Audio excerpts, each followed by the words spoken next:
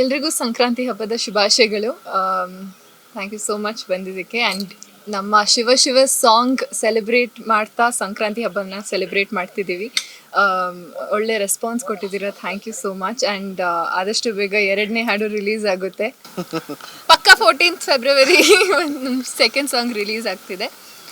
So Shiva ಶಿವಗೆ ಎಷ್ಟು ಪ್ರೀತಿ ತೋರಿಸಿದ್ದೀರಾ, ಇನ್ನೂ ಜಾಸ್ತಿ ಪ್ರೀತಿ ಸೆಕೆಂಡ್ ಸಾಂಗಿಗೂ ತೋರಿಸಿ ಅಂತ ಕೇಳ್ಕೊತೀನಿ. ಖಂಡಿತ it's a very very powerful character ಅಂತ ಹೇಳ್ಬೋದು. ಯಾಕಂದರೆ ಯಾವುದೇ ಹೀರೋಯಿನ್ಗಾಗಿರಲಿ ಇಂಥ ಒಂದು ಪಾತ್ರನ ಹುಡುಕ್ತಿರ್ತಾರೆ ಪರ್ಫಾರ್ಮೆನ್ಸ್ ಓರಿಯೆಂಟೆಡ್ ಆಗಿ.